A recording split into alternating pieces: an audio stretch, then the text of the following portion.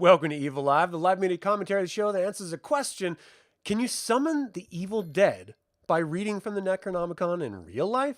Subscribe if you're new to the channel, because today we are reacting to the official trailer for Evil Dead Burn. Yeah, I am so excited for this. Now look, this is the sequel. This is the third film of the rebooted versions of Evil Dead, starting with Evil Dead in 2013, which was brilliant, and then followed by Evil Dead Rise from 2023, which was good. It wasn't brilliant, but it was good. And then, of course, overall, this is the sixth installment into the Evil Dead franchise.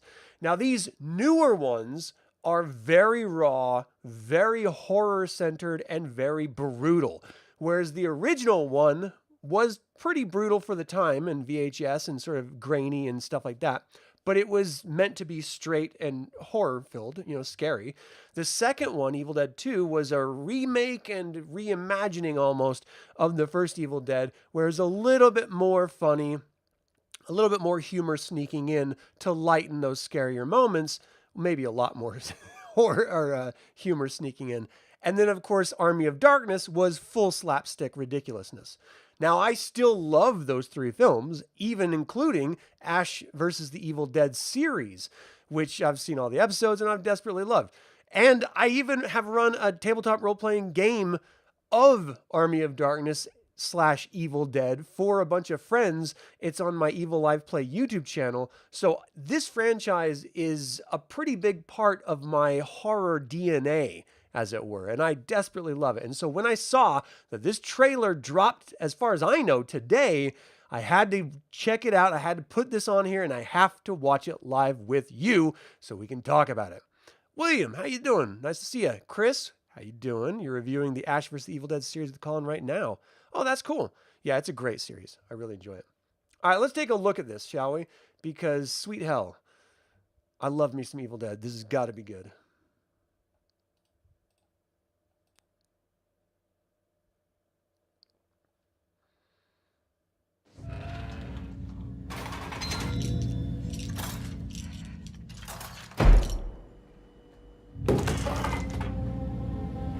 Alice?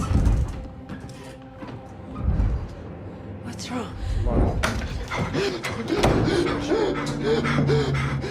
What happened?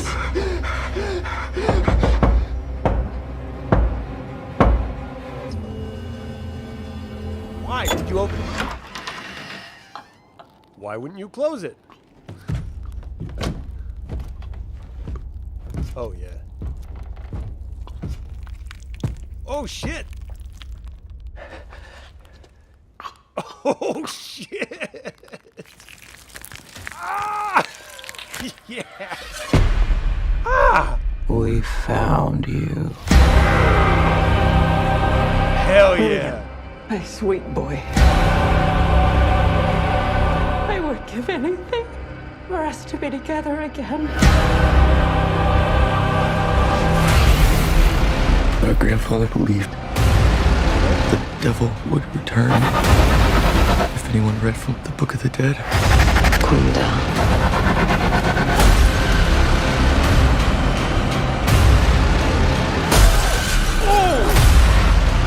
The whole family can be reunited. How'd the camera work?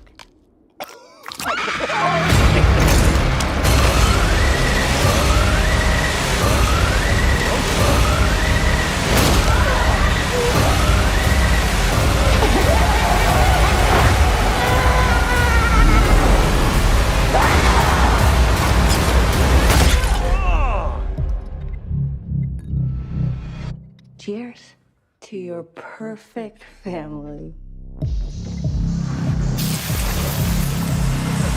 Wow. That's good. I like that.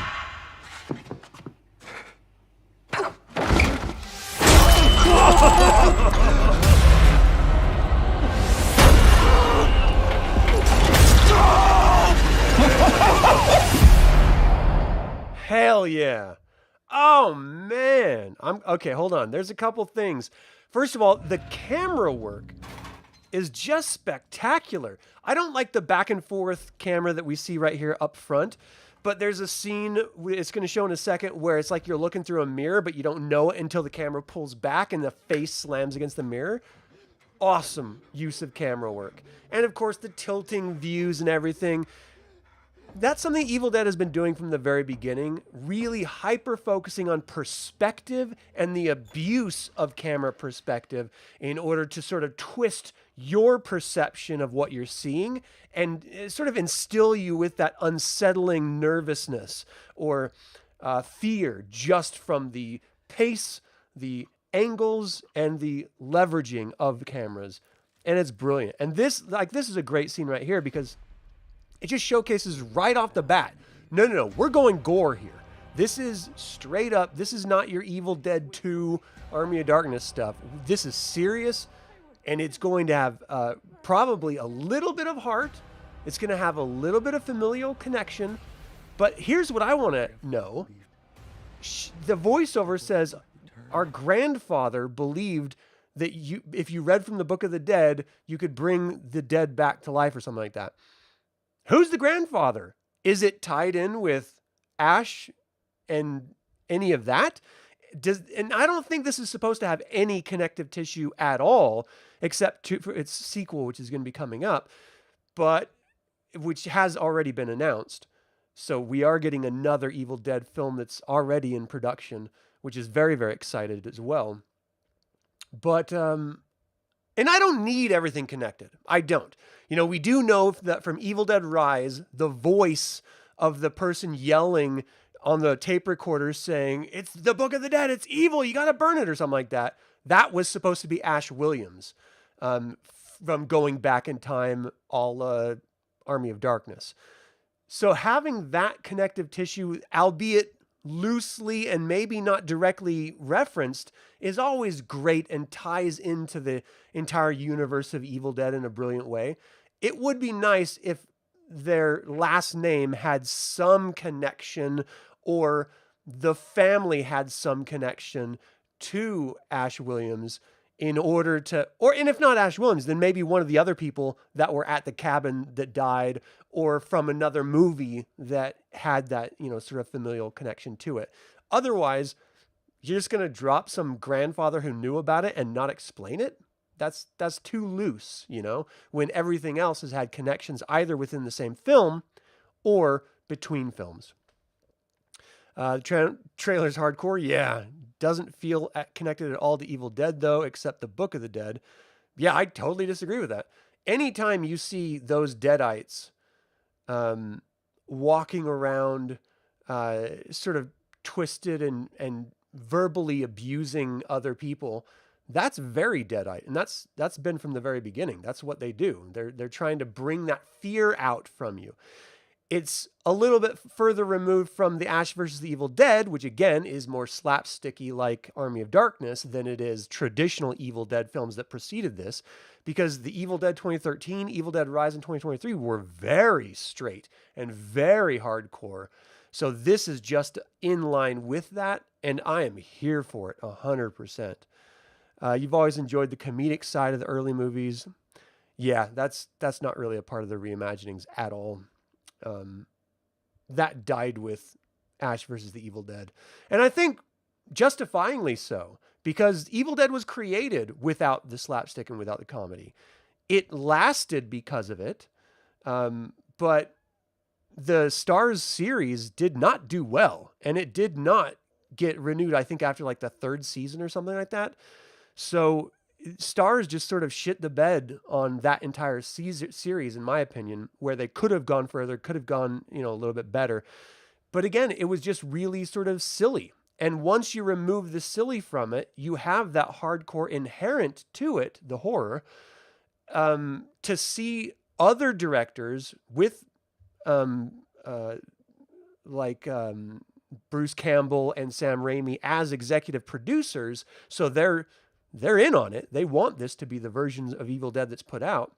I really appreciate that more. And look, I will always return to Evil Dead 2 and Army of Darkness. And I've watched Ash vs. the Evil Dead twice through, I think, at this point. And they're fun. But if I want to be scared, I go to the 2013 Evil Dead. If I want to be entertained, I go to the 2023 version of Evil Dead, which I just rewatched, I think, last week with my wife. And if I want to be terrified, I'm going to go see this in the theater. But what I will never do if I want to be scared is watch Evil Dead 2 or Army of Darkness or Ash vs. the Evil Dead, because it's an entirely different vibe.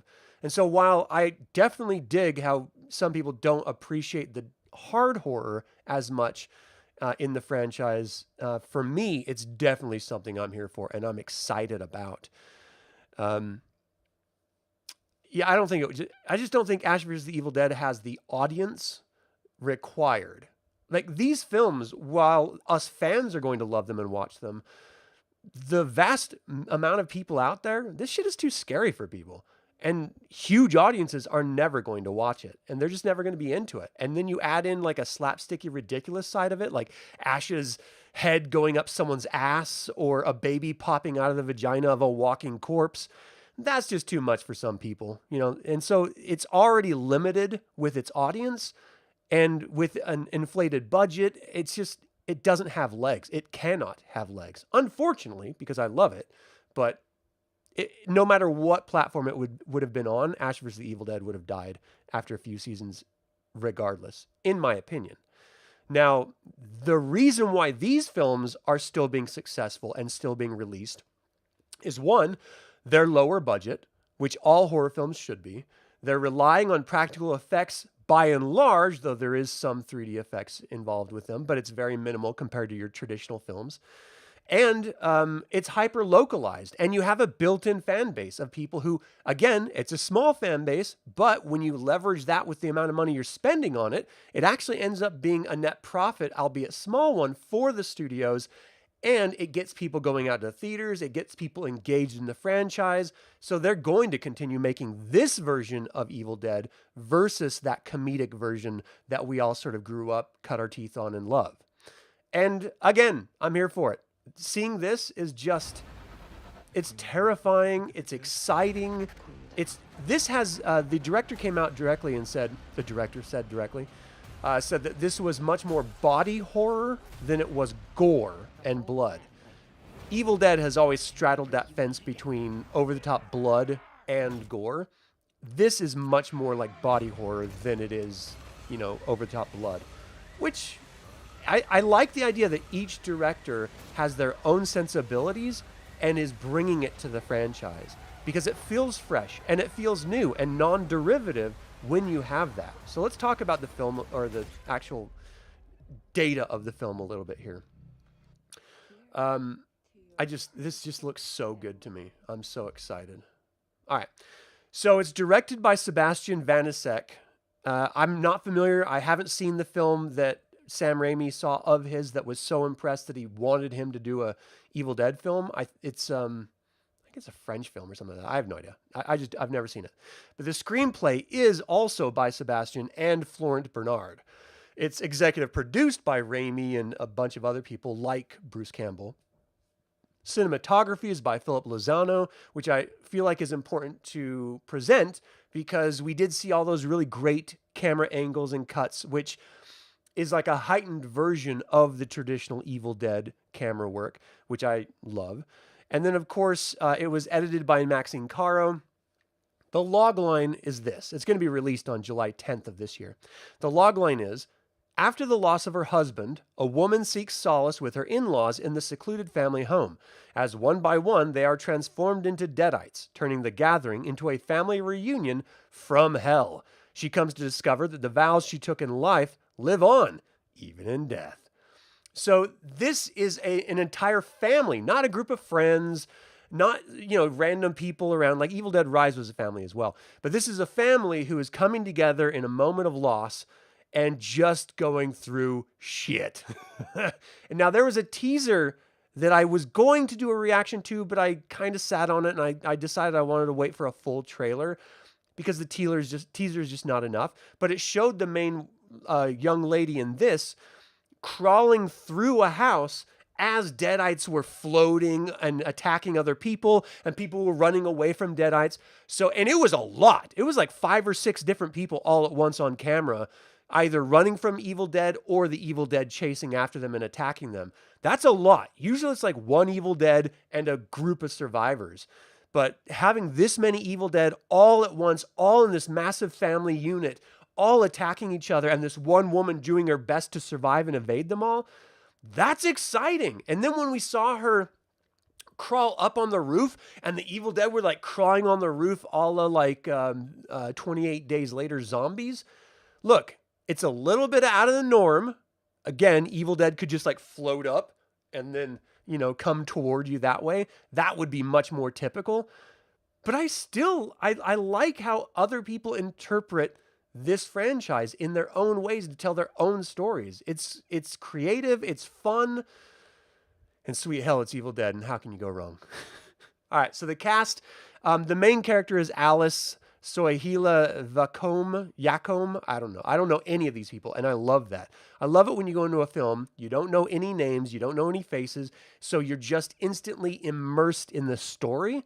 That's what is great about horror. They don't try to always go for like a big name person. They just want someone who can play the role, and that's how it should be, in my opinion. However, now this was all wrapped and ready to be released. In April 2024, it was announced that another mainline film is currently in development, which was later titled Evil Dead Wrath. Evil Dead Wrath is scheduled for release theatrically April 7th, 2028. So it is a sequel to this. Whether it's a sequel to this in the same vein of Evil Dead to Evil Dead Rise to Evil Dead Burn, I don't know.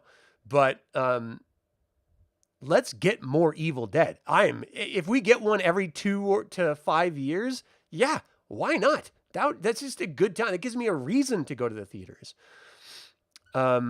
Absolutely just depends on what you're looking for. Terrified versus funny. This looks scary as fuck. You like that there's no big stars in it because it adds to the realism of the movie. Yeah, I'm 100% with you on that one. Really, really excited for this. And look, this trailer looked really good to me in the best horror ways. One thing, like I bought the soundtrack to the original 2013 Evil Dead, and because it was just lots of chainsaws, lots of, I think you even get like chains, like rattling chains, but it's very industrial and over the top loud and sort of discordant in its sound design. Evil Dead Rise, the music was okay. It was there. And it did the job of propelling the story, but it didn't stand out like Evil Dead 2013 did. I'm hoping they didn't even list the soundtrack designer or composer on this show yet, or in this film yet. And I'm hoping they're going to when they release the soundtrack, or that they will release the soundtrack. Because one of the things I really love about horror films is the story's great, the action on screen is great, or the terror on screen is great. But then revisiting it while I'm doing other things, listening to the soundtrack and having that immersive musical score just sort of pull me right back into it. That's what I really look for longevity. Like I still listen to soundtracks like the Evil Dead 2013. I listen to The Omen, of course, Rosemary's Baby, of course. Like all these really great old horror soundtracks. The Exorcist, Nightmare on Elm Street. The film score of that is spectacular. Bram Stoker's Dracula. I mean, you can go on and on. It's an incredibly important part of the horror film is the score. And I'm hoping, fingers crossed, they have a great one for this. And they're just not rehashing older film scores sounds like we heard in the trailer. Now, of course, we have to have those original cues because it's an Evil Dead film. So you have to have that. And we got that in the trailer. But I want some original music. I want it to feel apropos to this film with this film's tone, you know? And to have that differentiation, I think is incredibly important. All right. Well, I'm looking forward to it. Let me know what you guys think about that official trailer for Evil Dead Burn. I think it just came out today, and I cannot wait until the film comes out in theaters. You know I'm going to give you a review of it when it does. Thank you guys so much for tuning in. If you enjoy the content I produce, I would invite you to become a patron on Patreon or a member of this YouTube channel. Thank you to creator patrons Aaron Hardy, D. Robert Handy, ShakyManor, and developer patrons Chris Androu and Sam Ruiz. As always, like it or not, evil spelled backwards is live. So get out there and be evil.